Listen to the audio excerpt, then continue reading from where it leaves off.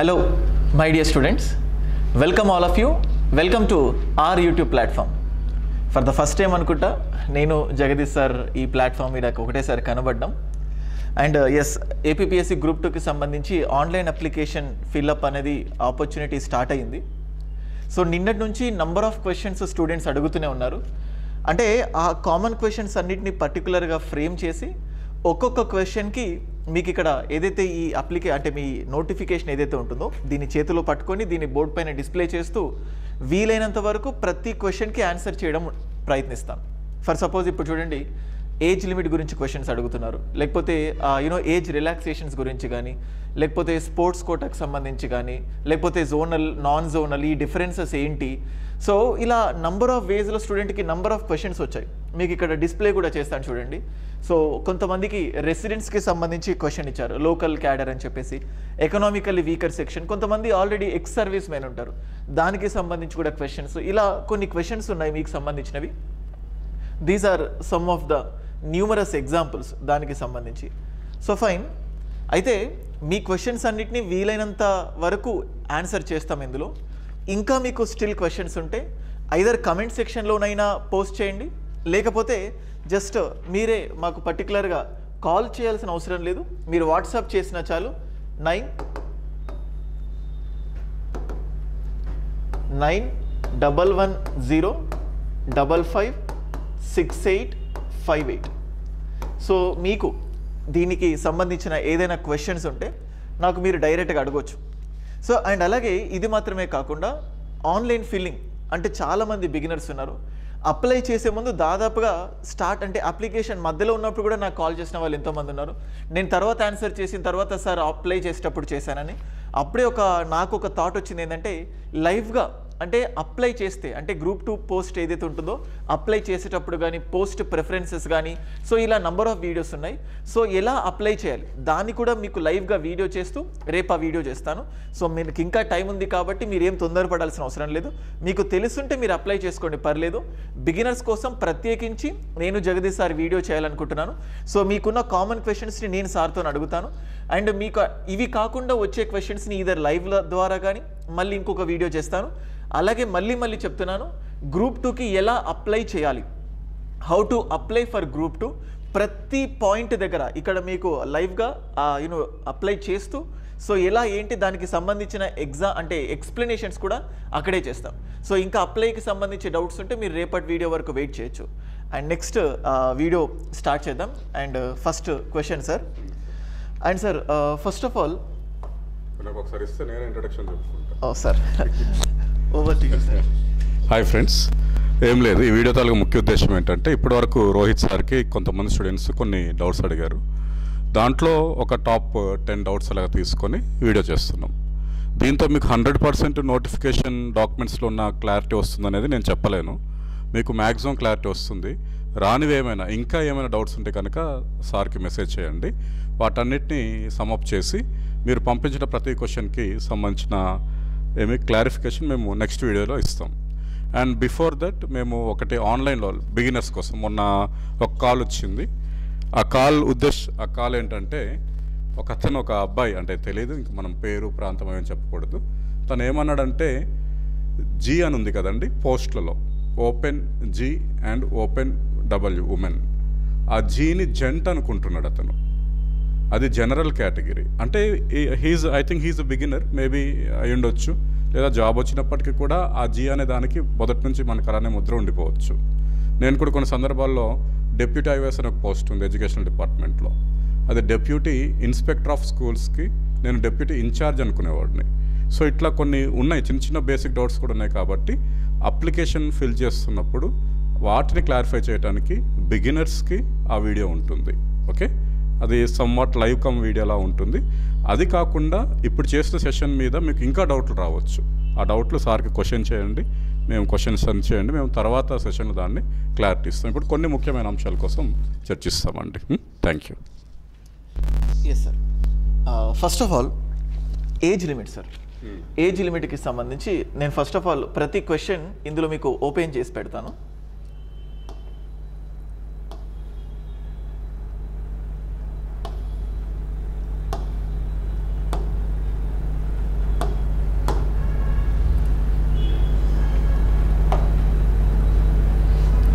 Yes sir, first of all age limit, ఇందులో different categories of posts ఉన్నాయి sir. అంటే ఏ దానికి ఎంత ఏజ్ లిమిట్, అయితే జనరల్గా ఒక ఏజ్ లిమిట్ ఉంటుంది, దాంతోపాటు కొంతమంది ఏజ్ రిలాక్సేషన్ ఎక్స్పెక్ట్ చేస్తారు. లైక్ ఇంతకు చూస్తే మనకు ఎస్సీ ఎస్టీ బీసీ కానీ ఈడబ్ల్యూఎస్ కానీ, కొంతమంది ఎక్స్ సర్వీస్ మెన్ ఉంటారు, అండ్ లేకపోతే ఆల్రెడీ స్టేట్ గవర్నమెంట్ ఎంప్లాయీస్ ఉంటారు. సో అలాగే కొంతమంది సింగిల్ విమెన్ కానీ విడో ఉమెన్ ఇలా ఉంటారు కదా సార్. సో ఇలా ఒక్కొక్కరికి అంటే అందరికీ ఒకే వన్ స్టాప్ సొల్యూషన్ లాగా జనరల్ ఏజ్ ఏంటి, లేకపోతే ఆ ఏజ్ రిలాక్సేషన్స్ ఏంటి? సో ఒకసారి దాని గురించి క్లారిటీ ఇవ్వండి సార్. చాలా కొంచెం ఈ ఏజ్ మీదనే ఎక్కువ మంది డౌట్స్ అడుగుతున్నారు. ఫస్ట్ ఆఫ్ ఆల్ మనకు ఇక్కడ ఇవ్వడం అయితే జరిగిందండి సార్. ఈ డేట్ కూడా ఇచ్చినట్టున్నాడు కదా సార్. ఫర్ ఎగ్జాంపుల్ మనకు ఇది July 1st, December 7th age ఇది notification first page.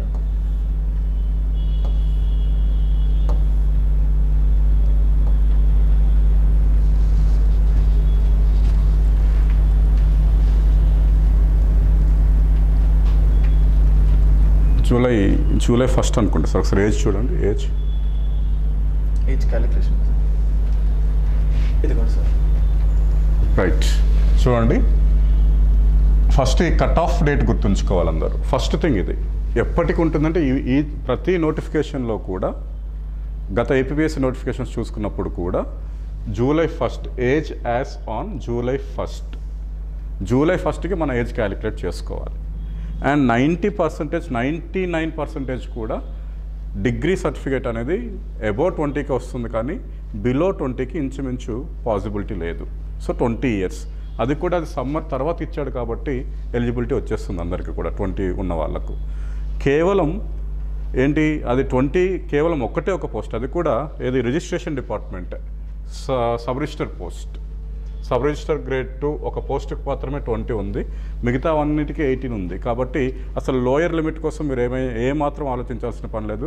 If you completed degree it means మనం ఆల్రెడీ 20 క్రాస్ అయి ఉంటాం. కాబట్టి అన్ని పోస్టులకు కూడా మనకు లోయర్ లిమిట్ ప్రకారంగా ఎలిజిబిలిటీ ఉంది.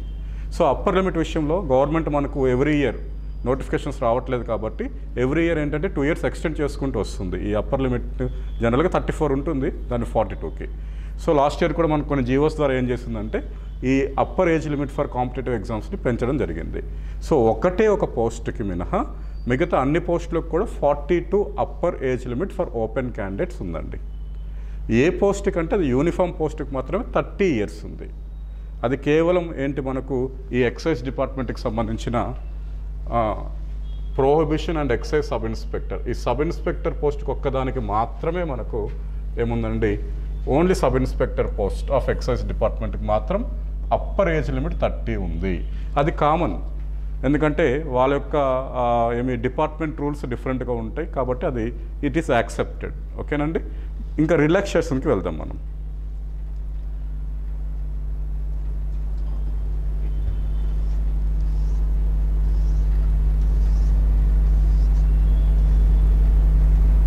రైట్, అసలు నోటిఫికేషన్ని పర్ఫెక్ట్గా చదివితే మనం ఒక 2 to 3 hours సగం డౌట్స్కి మనకు అక్కడే దొరుకుతుందండి.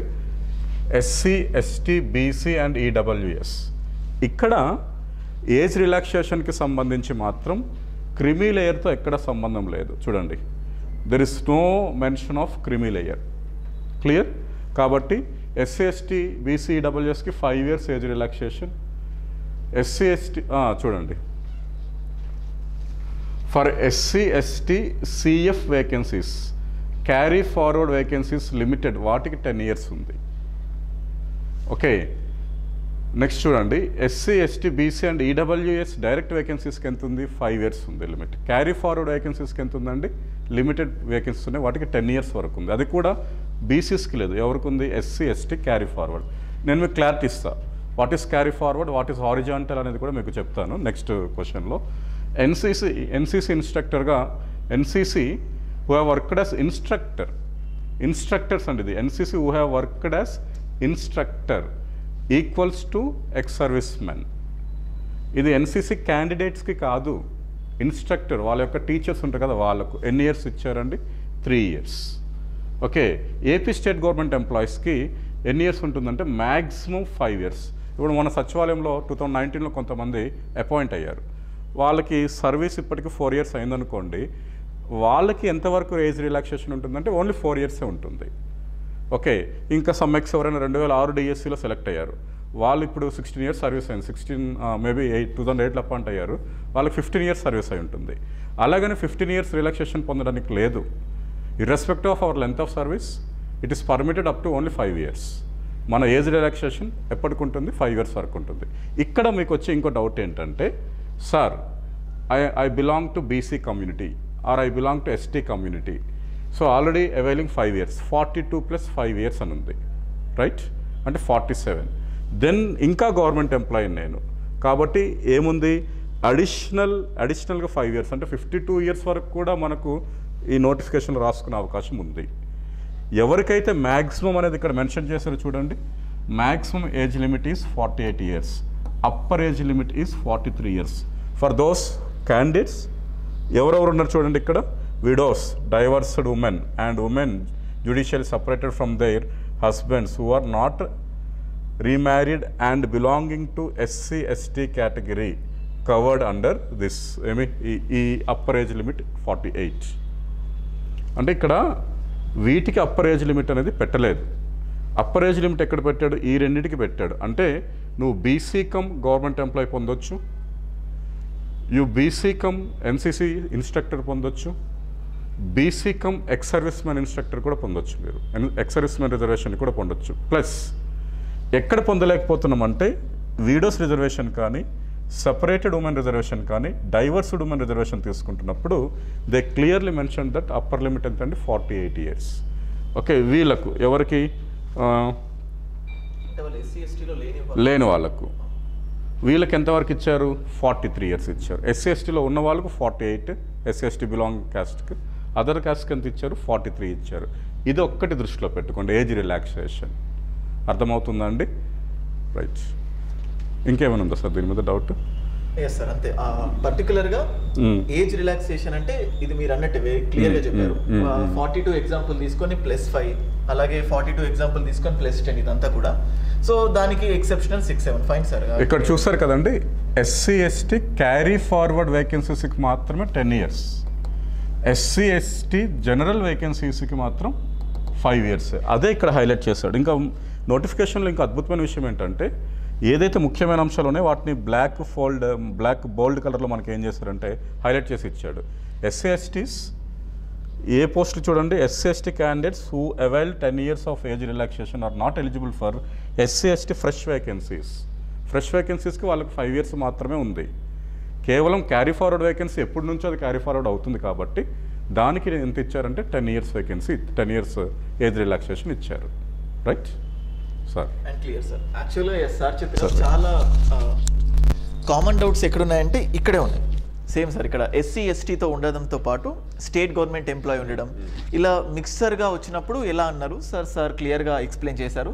I hope your doubt got clear. ఇక్కడతో 2 questions, age limit, age relaxation, ఇది క్లియర్ వచ్చింది సార్. నెక్స్ట్ థింగ్ ఏంటంటే జోనల్ సిస్టమ్ సార్. ఇక్కడ యూనిఫామ్ పోస్ట్ చూడండి సార్, ఇది ఒకటి మనం ఒకసారి చూడండి. ఒకటే యూనిఫామ్ పోస్ట్ ఉంది, అది 30 years ఉంది. మీరు ఇక్కడ డౌట్ రావచ్చు, దానికి కూడా ఏజ్ రిలాక్సేషన్ ఉందా లేదా అని. ఎస్, దానికి కూడా ఏజ్ రిలాక్సేషన్ ఉంటుంది. ఎగ్జాంపుల్ మనకు లాస్ట్ టైం APPSCలో ఒక మేడం సెలెక్ట్ అయ్యారు, టీచర్, ఆవిడ గవర్నమెంట్ టీచర్, DSPగా సెలెక్ట్ అయ్యారు. ఆవిడ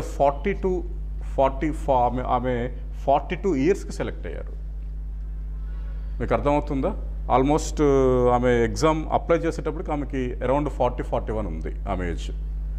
జనరల్గా మనకి ఎంత ఇచ్చారు అప్పుడు DSPకి? నాకు తెలిసి 30 years ఎంతో ఇవ్వటం జరిగింది. అండ్ తర్వాత ఆమెకి ఎంత, బీసీ క్యాండిడేట్ కాబట్టి 5 years ఆఫ్ సర్వీస్ వచ్చింది, 5 years of relaxation, upper relaxation 35. And then మళ్ళీ గవర్నమెంట్ సర్వీస్ ఉంది కాబట్టి ఇంకో 5 years యాడ్ అయింది. సో ఒక DSP ఆమెకు అప్పర్ ఏజ్ లిమిట్ మనకి 32 ఇచ్చినట్టున్నారు గ్రూప్ 1లో, కాబట్టి ఆమె 41-42 వరకు కూడా ఎలిజిబిలిటీ పొందింది. మీరు కూడా మనకు ఎక్సైజ్ ఇన్స్పెక్టర్ పోస్ట్కి ఒకవేళ BC cum government employee, SC cum government employee కనుక అయ్యుంటే, లేదా EW ప్లస్ గవర్నమెంట్ ఎంప్లాయ్ ఉంటే వాళ్ళకి అప్పర్ ఏజ్ లిమిట్ 40 వరకు కూడా ఎలిజిబిలిటీ ఉంది. ఓకేనా అండి sir? Yes sir. Fine sir, ఈ క్వశ్చన్కి సంబంధించి ఐ హోప్ మీ డౌట్స్ అన్నీ క్లియర్ అవుతాయి.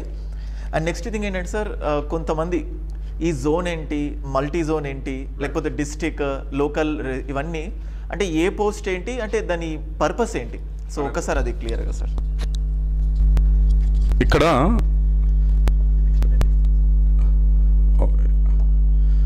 ఇక్కడ ఫస్ట్ మనం చూడాల్సింది ఏంటంటే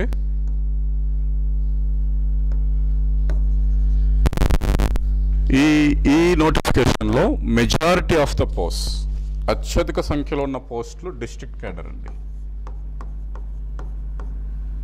తర్వాత ఏంటంటే zonal, all the executive posts are come under zonal except ఏది మనకు మున్సిపల్ కమిషనర్ గ్రేడ్ 3, అదొక్కటే multi zonal. And multi zone 1లో మాత్రమే వేకెన్సీ ఉన్నట్టుంది, అది 2లో లేనట్టుంది వేకెన్సీ, అంతే కదండి. So municipal commissioner multi zone fresh vacancies అంతే, మల్టీ జోన్ 1లో మాత్రమే ఉన్నాయి, 2లో లేదు. సో ఇక్కడ మనకి ఇంకా రీస్ట్రక్చరింగ్ ఆఫ్ డిస్ట్రిక్ట్స్ అనేది మనకి ఇంకా అఫీషియల్గా దాని మీద నోటిఫికేషన్స్ రావడం అనేది జరగట్లేదు. పాత జిల్లాల ప్రాతిపదికన ఇస్తారు. అన్ని స్టేట్ పోస్టులు ఎక్కువగా ఉన్నాయి కాబట్టి నువ్వు ఏ జిల్లా అయినా ప్రాబ్లం లేదు. ఓకే. అండ్ సెకండ్ థింగ్, ఈ పోస్ట్ ఒకటి మల్టీ జోన్ 1 ఉంది, అంటే శ్రీకాకుళం, విజయనగరం, విశాఖపట్నం ఇది జోన్ 1. ఓకే. తూగో, పాగో, Krishna zone 2. Zone 1 plus zone 2 is equals to multi zone 1. Multi zone 1. Okay. ఇక్కడ ఏంటంటే ఆర్గనైజ్డ్ పోస్టా రిజర్వ్డ్ పోస్ట్ అని చూడాలి. ఆర్గనైజ్డ్ పోస్ట్ అంటే పోస్ట్ ఆర్గనైజేషన్ ఎట్లా ఉంటుంది, మల్టీ జోన్లో ఉంటుంది. రిజర్వేషన్ ఫర్ మల్టీ జోన్ అంటే మల్టీ జోన్ 1 క్యాండిడేట్స్కి అది ఎలిజిబిలిటీ ఉంటుంది. ఓపెన్లో అయితే ఎవరైనా రాసుకోవచ్చు. మల్టీ జోన్ 1 అది రిజర్వేషన్ మల్టీ జోన్ 1 కనుక ఫిక్స్ అయితే అది మల్టీ జోన్ 1కే ఉంటుంది. అర్థమవుతుందా? మల్టీ జోన్ 2 కింద మనకు రాయలసీమ 4 జిల్లాలతో పాటు దక్షిణాంధ్ర 3 జిల్లాలు అంటే జోన్ 3, జోన్ 4 వస్తున్నారు. కాబట్టి ఇదొక్క దాని మీదనే ఒకటే పోస్ట్ ఉంది, 2 పోస్టులు ఉన్నాయి. ఇదొక్కటి చిన్న మీకు కన్ఫ్యూజన్ ఉండొచ్చు, కానీ మిగతా అన్నింటి మీద ఎటువంటి ప్రాబ్లం లేదు. సెకండ్ థింగ్ ఏంటంటే, ఫర్ ఎగ్జాంపుల్ ఇక్కడ చూడండి, విశాఖపట్నం నుంచి ట్రైబల్ ఏరియాస్, ఈస్ట్ గోదావరి నుంచి ట్రైబల్ ఏరియాస్ తీసి ఇప్పుడు మనకి ఏ జిల్లా ఫామ్ చేశాడంటే అల్లూరి. సో కొత్త డిస్ట్రిక్ట్స్ ప్రాతిపదికన కనుక ఇస్తే మనం ఇబ్బంది పడే అవకాశం ఉంది. ఇక్కడ నోటిఫికేషన్లో దాన్ని స్పెసిఫై చేయలేదు, కానీ మనకు ఇంకా దానికి సమ్ అప్రూవల్స్ ఇంకా పూర్తిగా పొందాల్సి ఉంది. కాబట్టి అపాయింట్మెంట్స్ అన్నీ కూడా పాత డిస్ట్రిక్ట్స్ యొక్క ప్రాతిపదికన జరిగే అవకాశం మాత్రమే ఉంది. కొత్త డిస్ట్రిక్ట్ ప్రాతిపదికన జరిగితే ఇక్కడ ట్రైబల్ ఏరియా, ఇప్పుడు అల్లూరి డిస్ట్రిక్ట్ అనేది అప్పుడు 2 జోన్స్ కిందకు వచ్చే అవకాశం ఉంది. Multi zone 1, zone 2. Multi zone 1లో నో ఇష్యూ. అల్లూరి డిస్ట్రిక్ట్ విషయానికి వచ్చేటప్పుడు జోన్ 1 విశాఖపట్నం నుంచి సపరేట్ అయిన ప్రాంతం జోన్ 1, విశాఖపట్నం ఈస్ట్ గోదావరి నుంచి సపరేట్ అయిన ప్రాంతం జోన్ 2. అప్పుడు ఆ క్యాండిడేట్స్ జోనల్ పోస్ట్కి ఇబ్బంది పడతారు, డిస్ట్రిక్ట్ పోస్ట్కి కాదు.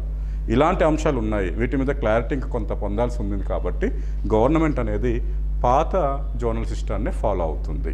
రైట్. సెకండ్ థింగ్ ఏంటంటే, ఒకసారి పోస్టులు చూడండి మనకు. రైట్.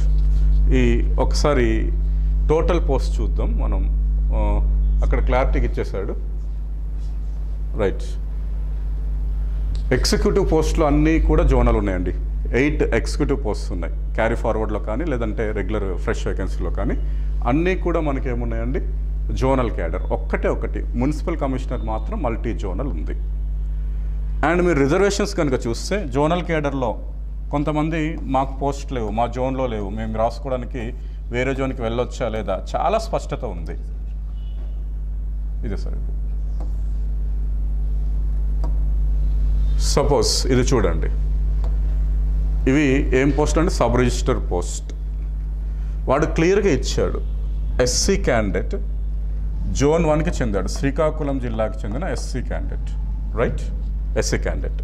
కానీ పాపం సబ్ రిజిస్టర్ పోస్ట్ ఇక్కడ లేదు ఆయనకి. కానీ జోన్ 2లో ఓపెన్లో ఉంది. జోన్ 2లో ఓపెన్లో ఉంది అంటే ఇతను ఈ పోస్ట్కి ఎలిజిబిలిటీ ఉన్నాడు. జోన్ 2కి చెందిన బీసీడీ క్యాండిడేట్కి లోకల్ కేడర్లోనే రిజర్వ్ అయ్యింది ఆ పోస్ట్. ఆయనకు మాత్రమే అది వస్తుంది. శ్రీకాకుళం నుంచో లేదంటే నెల్లూరు నుంచో వచ్చి రాయడానికి వీలు లేదు. కాబట్టి మీరు ఇది చూస్తే అర్థమవుతుంది, మీరు మీ జోన్లో ఉన్న పోస్టులకే ఎలిజిబిలిటీ ఉందా, వేరే జోన్లో ఉన్న పోస్టులకు కూడా మీకు ఎలిజిబిలిటీ ఉందా అనే విషయం జోనల్ పోస్టులకి తెలుస్తుంది. ఫర్ ఎగ్జాంపుల్ ఇక్కడ చెప్పాను, మీకు అదే చెప్తున్నాను. ఓపెన్లో ఉన్నవన్నిటికీ అందరూ ఎలిజిబులే, లోకల్గా ఉన్న వాటికి ఎవరు ఎలిజిబిలిటీ కాదు. ఇంకో విషయం ఏంటంటే చాలామంది ఎన్నోసార్లు చెప్తున్నా కూడా డౌట్ పడుతున్నారు, అంటే వేరే జోన్లో రిజర్వేషన్లో కూడా ఓపెన్లో ఉంటాయి అంటే ఎస్, ఇక్కడ కనబడుతుంది కదండి, SC reservation post open zone అంటే రాష్ట్రంలో స్థానికుడైనాడు ఎవరైనా సరే ఈ జోన్లోకి వెళ్ళి ఈ పోస్ట్ని కొట్టే అవకాశం ఉంటుంది.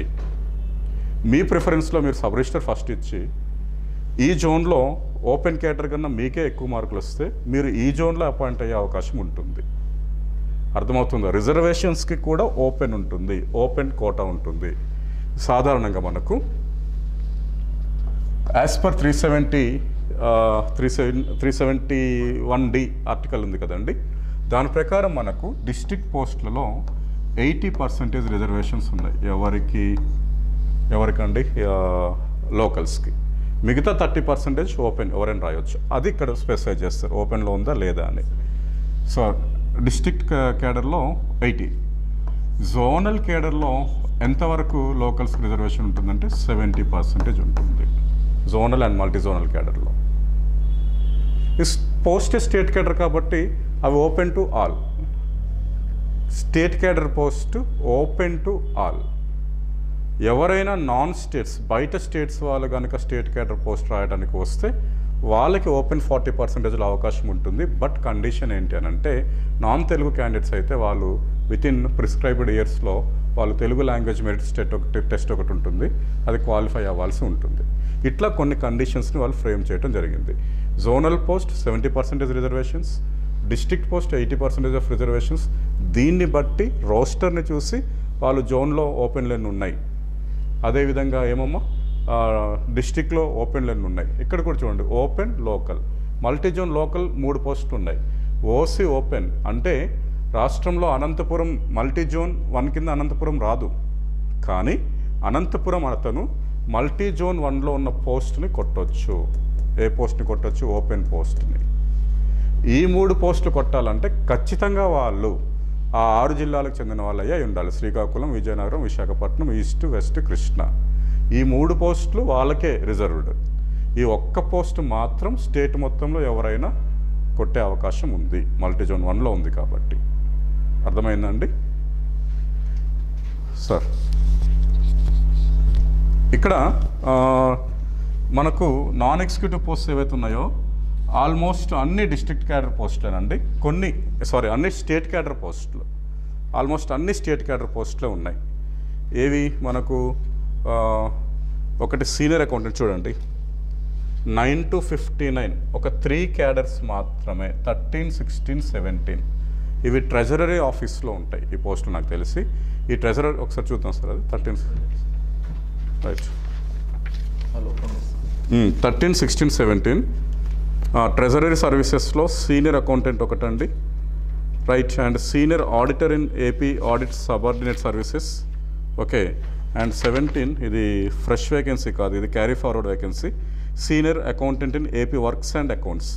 ఈ పోస్టులకు మాత్రమే ఏ కేడర్లో ఉన్నాయండి? అవి డిస్ట్రిక్ట్ కేడర్లో ఉన్నాయి. సో రిమైనింగ్ పోస్టులు డిస్ట్రిక్ట్ జోనల్ కేడర్లో ఉన్నాయండి. ఆడిటర్ పోస్ట్ జోనల్ కేడర్లో ఉంది, and senior accountant post district కేడర్లో ఉంది. Senior accountant in treasury offices. And 17 senior accountant in AP works కూడా మనకు జోనల్ పోస్ట్లో ఉంది. సో రిమైనింగ్ నాన్ ఎగ్జిక్యూటివ్ పోస్టులు అన్నీ స్టేట్ కేడర్లో ఉన్నాయి కాబట్టి మీరు ఇంకా ఇక్కడ జోనల్ డిస్ట్రిక్ట్ అనేది సంబంధం లేదు. ఇక్కడ ఇచ్చారు చూడండి, ఏవి క్యారీ ఫార్వర్డ్ వేకెన్సీస్లో జోనల్ పోస్ట్ చూడండి, నాన్ ఎగ్జిక్యూటివ్ ఒక్కటే ఉంది జోనల్ పోస్ట్. ఏది? Senior accountant in AP works. మిగతావన్నీ స్టేట్ వైడ్ పోస్టులు ఉన్నాయి. డిస్ట్రిక్ట్ పోస్ట్ ఇది ఏపీ ట్రెజరీ ఆఫీస్లో సీనియర్ అకౌంటెంట్, ఇది క్యారీ ఫార్వర్డ్ వేకెన్సీస్లోనే, ఫ్రెష్ వేకెన్సీస్లో కూడా ఉన్నాయి. ఇలా ఒక 3 పోస్టులకు సంబంధించి 2 జోనల్ కేడర్లో ఉన్నాయి, 1 డిస్ట్రిక్ట్ కేడర్లో ఉంది. మిగతా అన్ని నాన్ ఎగ్జిక్యూటివ్ పోస్టులు కూడా స్టేట్ వైడ్ కేడర్లో ఉన్నాయి. దీన్ని బట్టి మన నెక్స్ట్ స్టెప్ ఏంటి అని అంటే అసలు లోకల్ రిజర్వేషన్ అంటే ఏంటి అనేది మనం అప్పుడు తెలుసుకుంటామండి. Thank you.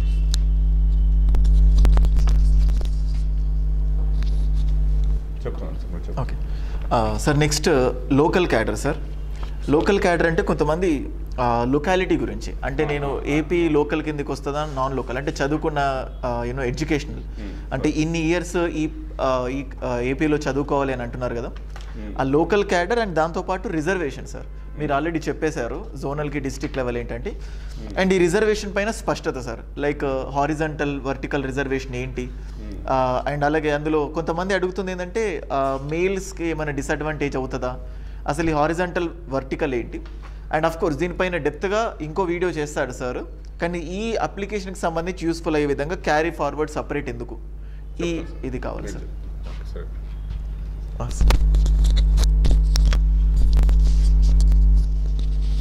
ఇక్కడ స్టేట్ క్యాడర్ పోస్టులు ఏవైతే ఉన్నాయో వాళ్ళు వేకెన్సీ ఇచ్చే విషయంలో కూడా మీరు చూస్తే మనం ఎక్కువగా కన్ఫ్యూజ్ అవ్వడానికి కూడా వీలు లేదండి. మీరు అంటే ఇవి మనం అబ్జర్వ్ చేస్తేనే తెలిసిపోతుంది.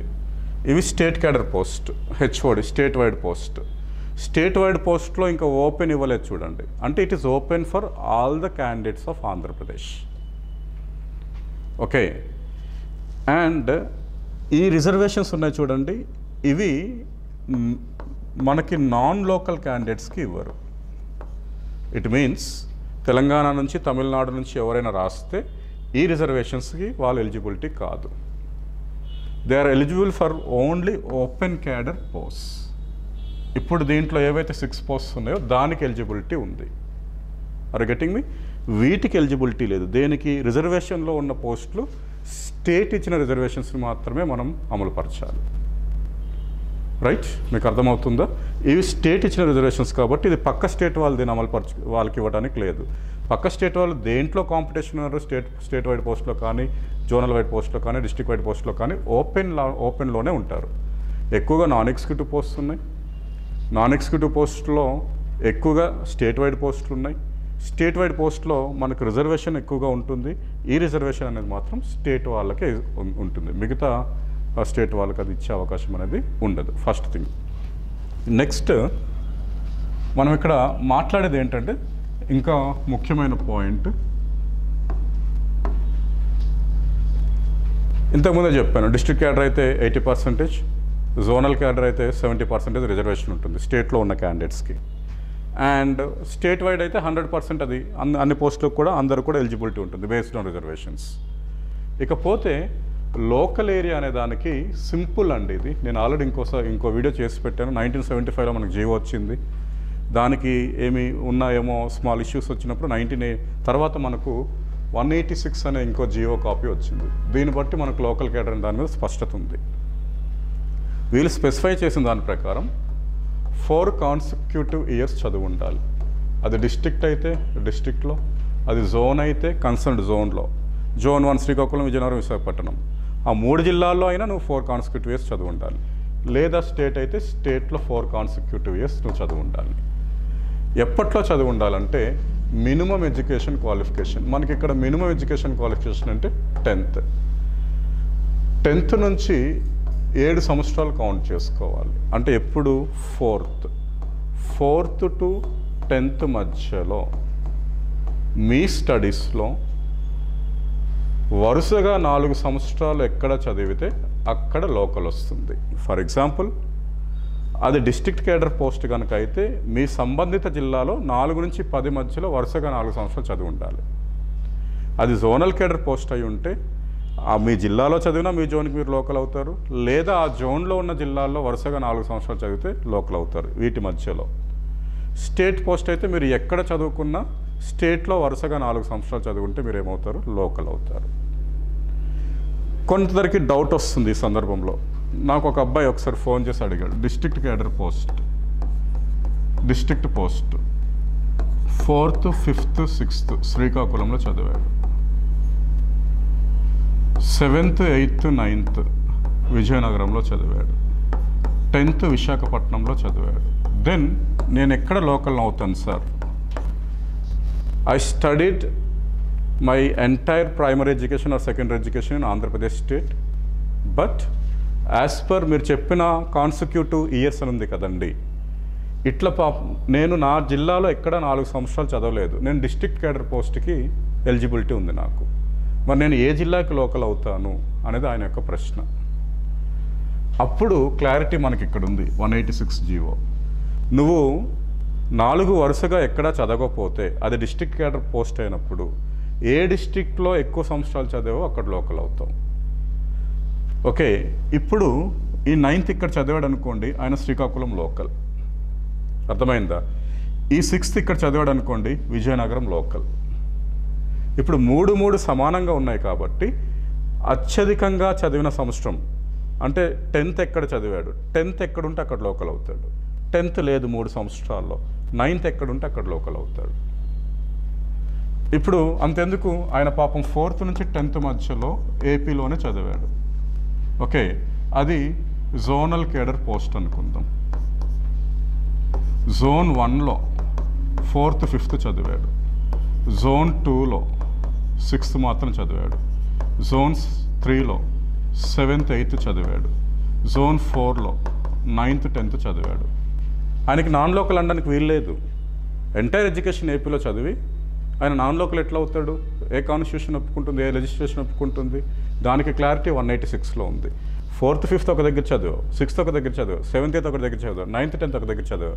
నీకు 3 జోన్లలో సమానమైన సంవత్సరాలు చదివావు కాబట్టి చివరిగా ఎక్కడ చదివావు, లాస్ట్ ఎక్కడ కంప్లీట్ అయింది, లాస్ట్ సమానమైన సంవత్సరాలు ఎక్కడ ఉన్నాయి, 9th 10th జోన్ 4లో ఉంది నీకు. కాబట్టి నువ్వు లోకల్ ఎక్కడ అవుతావండి? జోన్ 4. కాబట్టి 4th నుంచి 10th మధ్యలో ఏపీలో చదివి ఉండి మీరు 7 సంవత్సరాలు 7 జిల్లాల్లో చదివినప్పటికీ అది డిస్ట్రిక్ట్ కేడర్ పోస్ట్ రాస్తే 10th ఎక్కడ చదివితే అక్కడ లోకల్ మీరు.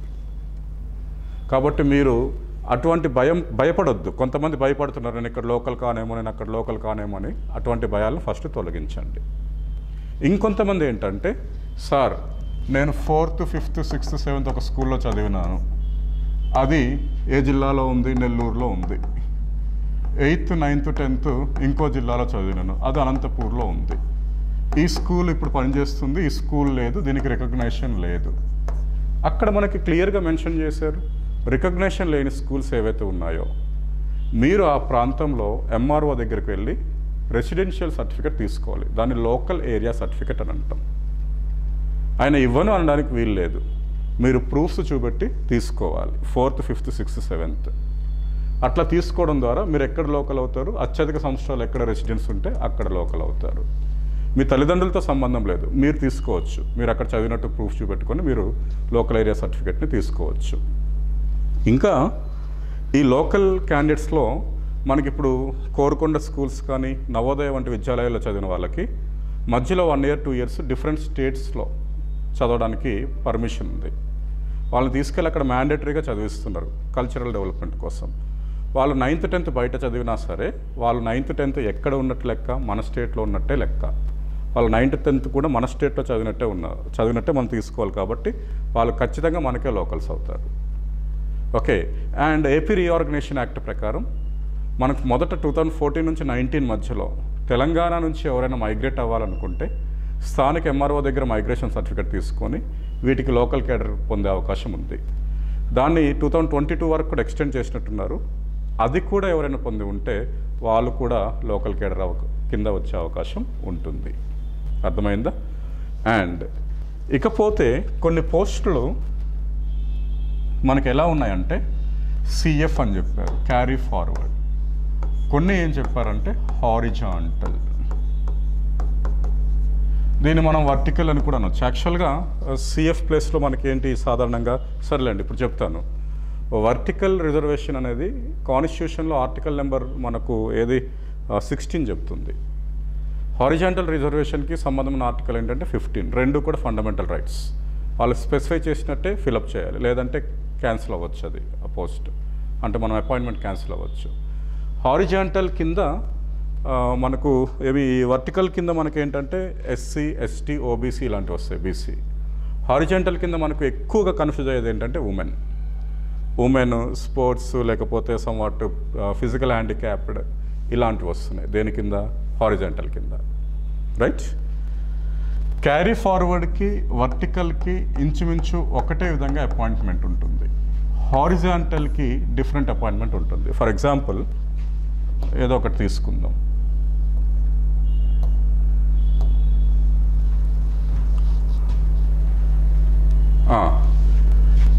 1 among the 15 vacancies, the following are reserved horizontally. దీంట్లో ఒకటి ఏం చేశారండి, among the 15 vacancies the following are reserved, sorry not one, among the 15 vacancies the following are reserved horizontally. Women OC3, women SC1 అని ఉంది.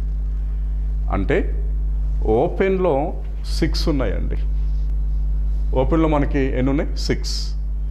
ఓపెన్లో 3 హారిజాంటల్లో ఉన్నట్టు లెక్క. అంటే ఓపెన్లో ఇప్పుడు 6 ఉన్నాయి కదండి ఇక్కడ మనకు. ఇది కొంచెం మీరు దృష్టి పెడితే అర్థమవుతుంది. ఓపెన్లో ఎన్ని పోస్ట్స్ ఉన్నాయి? 6 పోస్ట్స్ ఉన్నాయి. దీంట్లో హారిజాంటల్ రిజర్వేషన్లో ఉమెన్కి ఎన్ని వచ్చినాయి అంటే 3.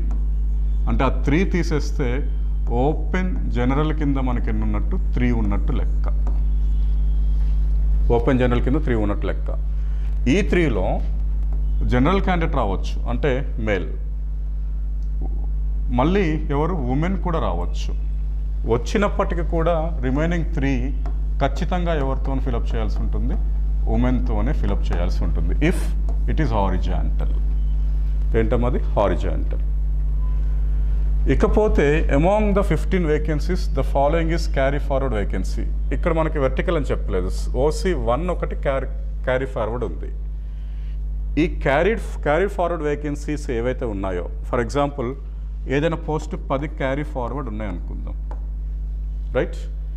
ఈ క్యారీ ఫార్వర్డ్లో ఎటువంటి రిజర్వేషన్ ఉన్నప్పటికీ కూడా ఇప్పటికీ ఆ రిజర్వేషన్లో క్యాండిడేట్స్ లేరు అనుకుంటే అది ఎక్స్చేంజ్ చేసి వేరే రిజర్వేషన్ ఓపెన్ క్యాండిడేట్ తోటి దాన్ని ఫిలప్ చేసే అవకాశం ఉంటుంది. మీకు అర్థమవుతుందా? క్యారీ ఫార్వర్డ్ రిజర్వేషన్ని ఎక్స్చేంజ్ చేయొచ్చు, ఎందుకంటే ఆల్రెడీ అది క్యారీ ఫార్వర్డ్. ఈసారి కూడా క్యారీ ఫార్వర్డ్ అయితే అదేమవుతుంది? పోస్ట్ క్యాన్సిల్ అవుతుంది. కాబట్టి క్యారీ ఫార్వర్డ్ ఎస్సీ అని ఉందనుకుందాం. సఫిషియంట్ ఎస్సీ క్యాండిడేట్స్ లేకపోతే దాన్ని ఇప్పుడు ఎస్సీ ఉమెన్ అనుకుందాం. సఫిషియంట్ ఎస్సీ ఉమెన్ క్యాండిడేట్స్ ఆ పోస్ట్ కనుక లేకపోతే ఓపెన్ జనరల్ నుంచి దాన్ని ఏం చేస్తారు? ఫిలప్ చేసే అవకాశం ఉంటుంది. ఎక్స్చేంజ్ చేస్తారు ఆ పోస్ట్ని. ఏవి? క్యారీ ఫార్వర్డ్ అయితే గనక. హారిజాంటల్ కనుక అయితే 100% కన్సర్న్ రిజర్వేషన్స్కి ఫిక్స్ ఉంటుంది. అది మార్చడానికి వీలు లేదు. వర్టికల్ అని స్పెసిఫై చేస్తే కనుక మళ్ళీ ఎక్స్చేంజ్ చేసే అవకాశం ఉంది. ఇప్పుడు ఇది హారిజాంటల్ ప్లేస్లో వర్టికల్ అన్నాడు అనుకోండి, ఉమెన్ రిజర్వేషన్లో వర్టికల్ అన్నారు కదండి. ఎన్ని? ఉమెన్ రిజర్వేషన్కి ఎన్ని ఇచ్చారు? Vertical 3 post. 3 పోస్ట్లో రైట్. ఓసీలో 3 ఇచ్చారు ఉమెన్కి, హారిజాంటల్గా 3 ఇచ్చారు. సో హారిజాంటల్గా 3 ఇచ్చారు కాబట్టి ఈ 3 ఏదేమైనా ఉమెన్తోనే ఫిలప్ చేయాలి. ఈ 3లో ఉమెన్ వచ్చినా జనరల్ మెన్ వచ్చినా అనవసరం, ఇక్కడ మాత్రం ఉమెన్తోనే ఫిలప్ చేయాల్సి ఉంది. అదే వర్టికల్ అన్నాడు అనుకోండి, ఈ ఓపెన్లో 3 ఉన్నాయి కదా, ఈ 3 ఉమెన్ కనుక వస్తే ఇంకా ఇక్కడ ఉమెన్ ఇవ్వాల్సిన అవసరం లేదు. ఓపెన్లో కన్సర్న్డ్ హారిజాంటల్ రిజర్వేషన్ అడెక్వసీ అని అంటాం. అడెక్వసీ కనుక ఫిల్ అయితే ఆ రిజర్వేషన్ ఇవ్వడానికి అవకాశం లేదు. ఎప్పుడు? వర్టికల్ అని స్పెసిఫై చేస్తే. ఓకే, క్యారీ ఫార్వర్డ్ అని స్పెసిఫై చేసినా ఇవ్వరు. అది ఎప్పుడు ఇస్తారు? హారిజాంటల్ అని స్పెసిఫై చేసినప్పుడు ఈ 3 పోస్టులు 100% ఎవరికి వస్తాయండి? ఉమెన్కే వస్తాయి, వేరొకరికి రావడానికి లేదు. వెదర్ ఇక్కడ 3 ఉమెన్ వచ్చినా సరే ఇది ఇస్తారు, రాకపోయినా సరే ఇది ఇస్తారు. వర్టికల్ అన్నప్పుడు మాత్రం ఇక్కడ 3 పోస్టులు రిజర్వ్ చేసి ఇక్కడ 3 జనరల్ ఉండి ఈ జనరల్లో కూడా ఉమెన్ వస్తే ఇది ఉమెన్కి ఇచ్చే అవకాశం లేదు. అది ఓపెన్లోకి వెళ్తుంది. అది జెంట్కైనా ఇవ్వచ్చు, ఉమెన్కైనా ఇవ్వచ్చు. అర్థమైందండి? ఇది horizontal, vertical and carry forward మధ్యలో డిఫరెన్స్. క్యారీ ఫార్వర్డ్ పోస్టుల్ని ఎక్స్చేంజ్ చేస్తారు. అది వన్స్ క్యారీ ఫార్వర్డ్ అయితే రెండోసారి క్యారీ ఫార్వర్డ్ అవ్వడానికి వీలు లేదు. అది ఖచ్చితంగా ఫిలప్ చేస్తారు. ఓకే, మళ్ళీ ఇప్పుడున్న ఫ్రెష్ వ్యాకెన్సీలోకి వెళ్ళి ఏమైనా క్యారీ ఫార్వర్డ్ అయ్యే అవకాశం ఉంది.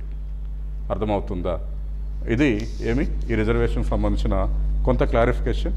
అయినా డౌట్స్ వస్తాయి మీకు, నాకు తెలుసు. అది సార్కి మీరు క్వశ్చన్స్ రూపంలో ఇస్తే దానికి సంబంధించిన క్లారిఫికేషన్ ఫర్దర్గా ఇవ్వడం జరుగుతుంది. Thank you. Yes sir. Sir ఇదే చాలామందికి ఉన్న major doubt sir. Horizontal, vertical, carry forward ఇది కూడా క్వశ్చన్ చేశారు. దీనిపైన ఇంకా క్లారిటీగా కావాలంటే మళ్ళీ ఇంకో వీడియో చేయిస్తాను సార్ తోటి, మీకు ఇంకా డీటెయిల్ కావాలంటే. సార్ ఇంకోటి స్పోర్ట్స్ పర్సన్ సార్. స్టూడెంట్ రీసెంట్గా ఏపీఎస్ఐ రిజల్ట్స్ ఇచ్చిన తర్వాత స్పోర్ట్స్ కోటాలో అప్లై చేసిన తర్వాత కూడా తన సర్టిఫికేట్ చెల్లదు అని చెప్పేసి ఆ స్పోర్ట్స్ వ్యాలిడేట్ చేయలేదు సార్. ఇందాక కూడా ఒక పర్సన్ చేశారు స్పోర్ట్స్ పర్సన్ ఎలిజిబిలిటీ అని. సో దానికి సంబంధించి కూడా క్లియర్ డీటెయిల్స్ సార్ స్పోర్ట్స్కి సంబంధించి అందులో.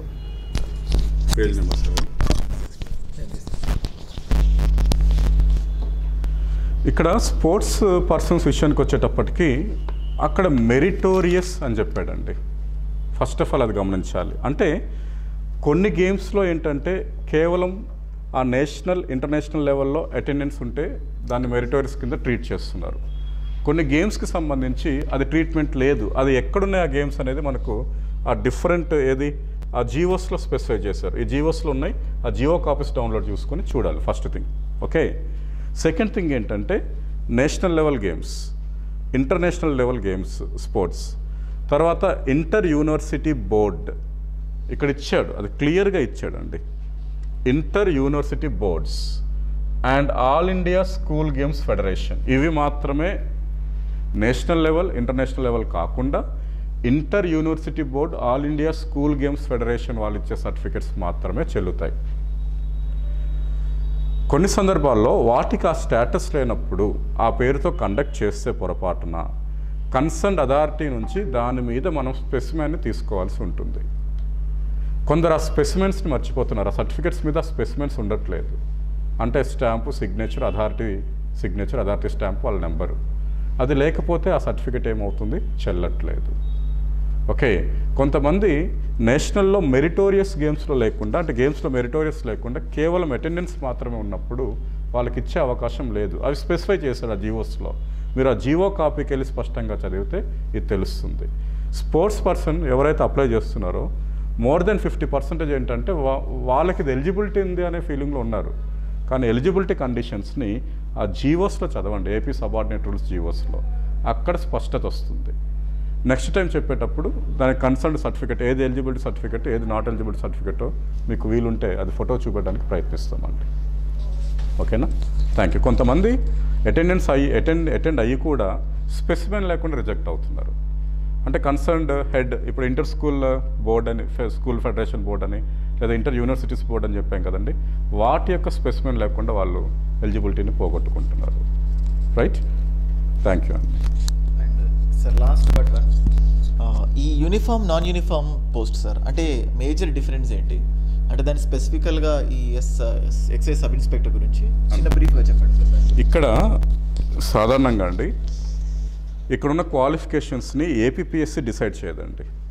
మీరు చూస్తూనే ఉండొచ్చు, అది ఫిజికల్ రిక్వైర్మెంట్స్ని కానీ లేదా ఎడ్యుకేషనల్ క్వాలిఫికేషన్ని కానీ ఏజ్ని కానీ ఏపీపీఎస్సీ చేతిలో లేదు. అది కన్సర్న్డ్ డిపార్ట్మెంట్ డిసైడ్ చేస్తుంది. యాజ్ పర్ ఎక్సైజ్ డిపార్ట్మెంట్ వాళ్ళు ఫిట్గా ఉండే ఏజ్ ఏమని చెప్తున్నారు. ఇక్కడ ఒకటే యూనిఫామ్ పోస్ట్ ఉంది, అదృష్టవశాత్తు ఒకటే ఉంది, పెద్ద కన్ఫ్యూజన్ చేయడానికి లేదు. అది కేవలం ఎగ్జిక్యూటివ్ పోస్ట్లో, అది కూడా ఎక్సైజ్ ఎస్ఐ పోస్ట్ ఒకటి మాత్రమే ఉంది. దానికి సంబంధించి ఆ యూనిఫామ్ డిపార్ట్మెంట్కి సంబంధించిన కోడ్ ఉంటుంది. పోస్ట్ ఒకటి కాదు, లైక్ ఇంకేమున్నాయి, పోస్ట్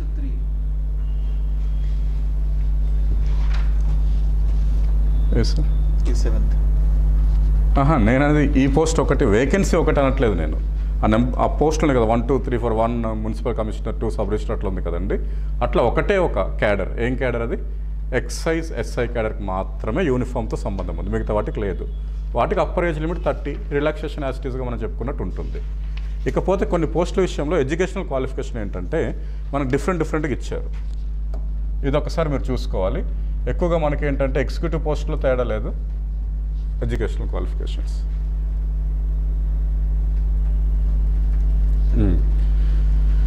మనకు ఎగ్జిక్యూటివ్ పోస్టులలో లేదండి. ఇక్కడ మనకి ఇంటర్వ్యూస్ లేవు కాబట్టి ప్రిఫరెన్స్ షల్ బి గివెన్ అన్నప్పుడు ఏంటంటే ఎప్పుడు ప్రిఫరెన్స్ వస్తుందంటే సబార్డినేట్ రూల్స్ ప్రకారం ఒక పోస్ట్కి ఒక కన్సర్న్ రిజర్వేషన్లో 10 మంది సెలెక్ట్ అయ్యారు అనుకుందాం ఒకటే మార్కుతో, అప్పుడు ఏజ్ ప్రిఫరెన్స్ చూస్తారు. ఏ ప్రిఫరెన్స్ అంటే ఏజ్. ఓకే, అట్లా చూసినా కూడా ఈక్వల్ అయినప్పుడు అప్పుడు వీళ్ళు ఏం చేస్తున్నారంటే ఈ ప్రిఫరెన్స్ చూస్తున్నారు, ఏది వాడు మెన్షన్ చేసిన ప్రిఫరెన్స్కి ప్రయారిటీ ఇస్తామని చెప్తున్నారు. ఇక ఈ జూనియర్ అకౌంటెంట్ కానీ ఈ ఆడిటర్స్ వీటికి కొన్ని సందర్భాల్లో చూడండి, ఆర్ అన్నప్పుడు ఏదైనా ఒకటి ఉండొచ్చు, అండ్ అన్నప్పుడు మాత్రం మీరు గమనించాల్సిన అవకాశం ఉంది. అండ్ అన్నప్పుడు మ్యాండటరీగా ఉండాలి. ఇది ఇన్ జనరల్, ఇది కామన్. అది కాకుండా అండ్లో ఇది కానీ అడుగుతున్నాడు. ఇదేంటి post? Senior accountant AP treasuries. AP ట్రెజరీస్లో senior accountant post హెచ్ఓడిస్లో ఉంది. దీనికి మ్యాండేటరీగా ఈ కంప్యూటర్ సర్టిఫికెట్స్ ఉండాలండి. ఆఫీస్ ఆటోమేషన్ కానీ, PC maintenance and trouble shooting కానీ, వెబ్ డిజైనింగ్ కానీ, అది కూడా ఏ బోర్డు ఇవ్వాలి? టెక్నికల్ బోర్డ్ ఆఫ్ ఆంధ్రప్రదేశ్ లేదా ఈక్వలెంట్ బోర్డు ఏదైనా ఇవ్వాల్సి ఉంటుంది. అండ్ అంటే కంపల్సరీగా ఈ సర్టిఫికేషన్ చేసి ఉండాలి. ఇటువంటి పోస్టులు మనకి ఏమేమి ఉన్నాయి సార్? అది 15 మనం అక్కడ చూడండి ఏమి 15 ఒకటి, 16 ఒకటి, 18 ఒకటి అండ్ అనే ఉన్న పోస్టులు చూడండి. 15 రైట్, 16, 18. ఇది మాత్రం జనరల్ డిగ్రీ ఉన్న వాళ్ళకి ఎలిజిబిలిటీ లేదు. ఇది దయచేసి చూసుకోండి. 18 వీటికి మనకు కావాల్సిన అడిషనల్ క్వాలిఫికేషన్స్ కొన్ని ఉన్నాయి కాబట్టి వీటికి జనరల్ డిగ్రీ ఉన్న వాళ్ళకి ఎలిజిబిలిటీ లేదు, ఫస్ట్ థింగ్. అండ్ ఇంకో పోస్ట్ ఏదో ఉంది, దానికి లా చేయాల్సి ఉంది.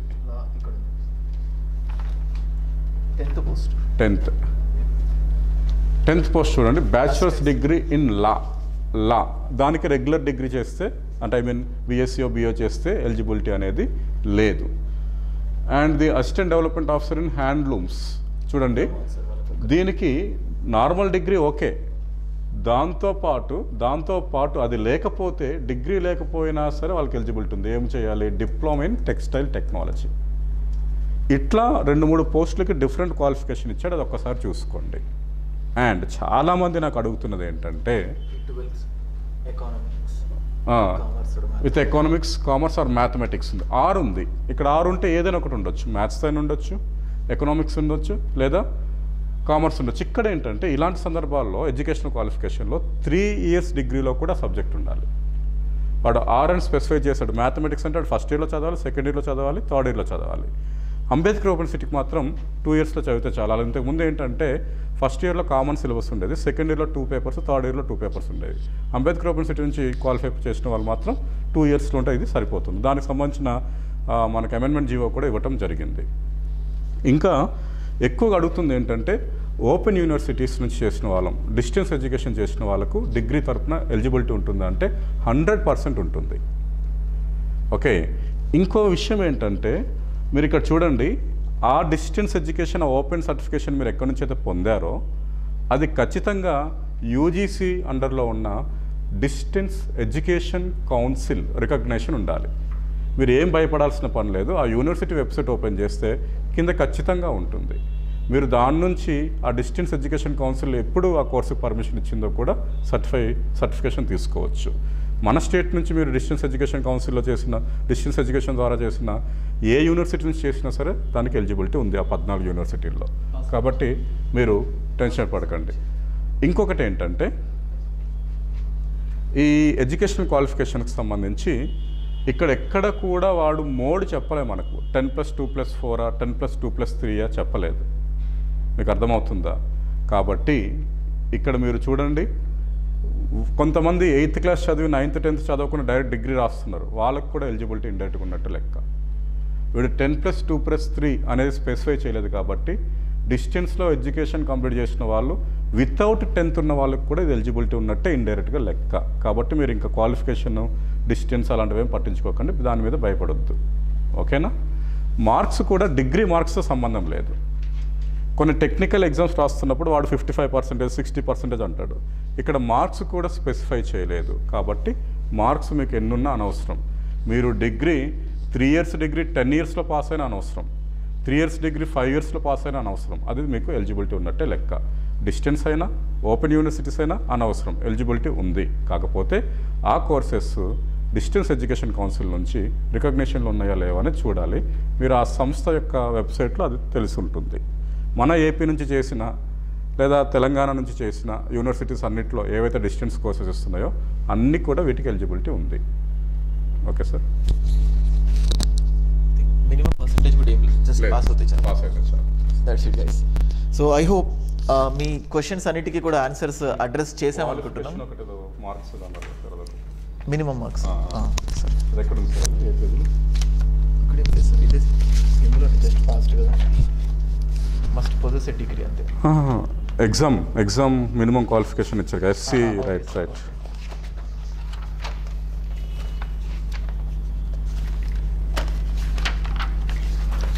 40% సార్ ఎస్సీకి.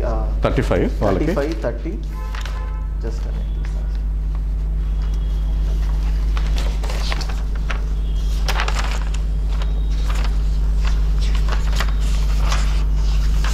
ఇది సార్ పేజ్ నెంబర్ 21.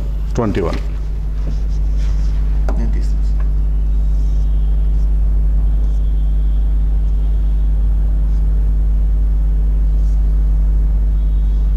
ఇదేనా ఇది?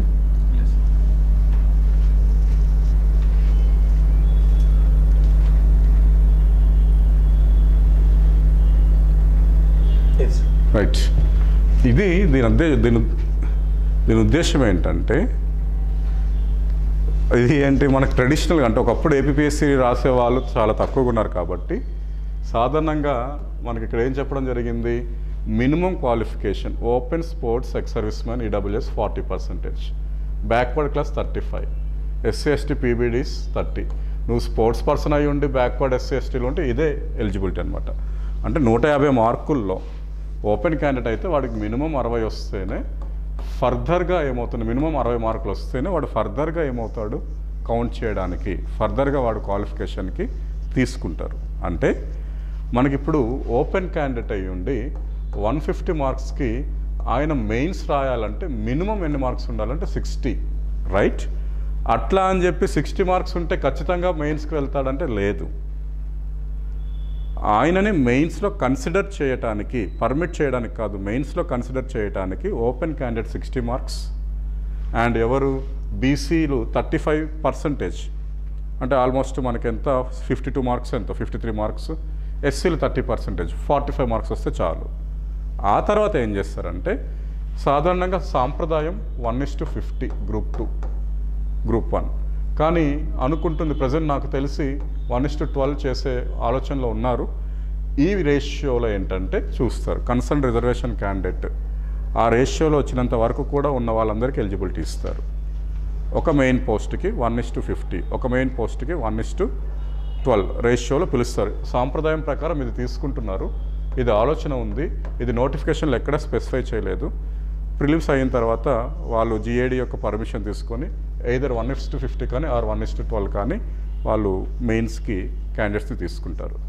ఈ 1:12లో కొంతమంది ఓపెన్ క్యాండిడేట్స్కి మినిమం 60 మార్క్స్ ఉండాల్సి ఉంటుంది, బీసీ క్యాండిడేట్స్కి మినిమం 52.5 మార్కులు ఉండాలి, ఎస్సీ క్యాండిడేట్స్కి మినిమం 45 మార్క్స్ ఉండాలి.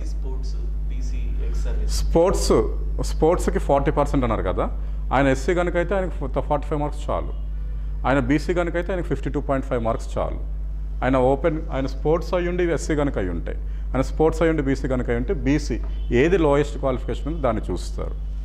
ఇక్కడ నేను చెప్తుంది ఏంటంటే ప్రిలిమ్స్ నుంచి మెయిన్స్కి ఖచ్చితంగా ఇన్ని మార్కులు వస్తాయని కాదు, ప్రిలిమ్స్ నుంచి మెయిన్స్కి వాళ్ళు తీసే లిస్టులో వీళ్ళు ఉండొచ్చు, ఉండకపోవచ్చు.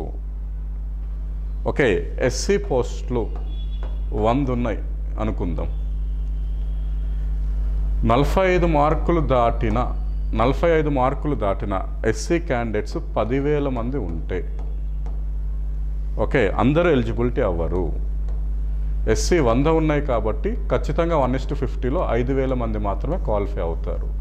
ఈ 10,000లో మార్క్స్ని ఆధారంగా చేసుకుంటూ మొదట 5,000 మందిలో ఎవరు ఉంటే వాళ్ళు మాత్రమే ఎలిజిబిలిటీ అయ్యే అవకాశం ఉంది. అర్థమవుతుందా? ఆ 5,000లో ఎవరైనా ఓపెన్లోకి 1000 మంది వెళ్తే తర్వాత 5,000 నుంచి ఇంకో 1000 మందిని తీసుకునే అవకాశం ఉంటుంది. ఓకేనా? ఇవి మినిమం క్వాలిఫికేషన్, అంతేకాని అంత క్వాలిఫై అయినంత మాత్రాన మెయిన్స్కి వెళ్ళరు. మినిమం క్వాలిఫికేషన్ తర్వాత మెయిన్స్ని మళ్ళీ 1:50 కానీ 1:12 రేషియోలో సెలెక్ట్ చేస్తారు. ఇంకోటి ఇక్కడ మేము చెప్పింది మీకు అంతా అర్థమైపోయింది, మీకు డౌట్స్ అని క్లారిఫై ఇస్తున్నట్టు నేనేం ఫీల్ అవ్వట్లేదు. కొంతమేర మాత్రమే మీకు డౌట్స్కి క్లారిఫికేషన్ దొరికింది. ఇంకా మీకు ఏమైనా డౌట్స్ ఉన్నా సార్కి మీరు క్వశ్చన్స్ పంపండి, దాని మీద మేము ఎక్స్ప్లెయిన్ చేస్తాం. మాకు తెలియని కూడా కొన్ని అంశాలు ఉండొచ్చు, ఇంకా ఎక్స్పర్ట్స్ని ఎవరైనా కనుక్కొని దాని మీద స్పష్టత ఇస్తానండి. Thank you so much sir. చాలా సుదీర్ఘంగా డిస్కస్ చేసాం, ఎందుకంటే తొందరగా కట్ షార్ట్లో చెప్తే డౌట్స్ అన్ని క్లియర్ కావన్న ఉద్దేశంతో టైం తీసుకున్నా కానీ పాయింట్ టు పాయింట్ డీటెయిల్గా చెప్పాము. అండ్ మళ్ళీ చెప్తున్నాను, ఇంకా అప్లై చేయని వాళ్ళు ఉంటే ఆన్లైన్లో ఎలా ఫిల్ చేయాలి application, so step to step ఎలా అప్లై చేయాలి అది కూడా ఇంకో వీడియో చేస్తాం. అండ్ వీడియో నచ్చితే ఎవరికైతే ఇట్లాంటి డౌట్స్ ఉన్నాయో దాన్ని మీ ఫ్రెండ్స్కి షేర్ చేయండి, సో దట్ ఆ డౌట్స్ అన్నీ కూడా క్లారిఫై అవుతాయి. సో ఇట్లా ఏపీపీఎస్సీ గ్రూప్ 2 నెక్స్ట్ గ్రూప్ 1 ఏదైతే ఉంటుందో దానికి సంబంధించిన ఏమైనా థింగ్స్ ఉన్నా కానీ డెఫినెట్గా వీడియో చేస్తాం. Thank you guys.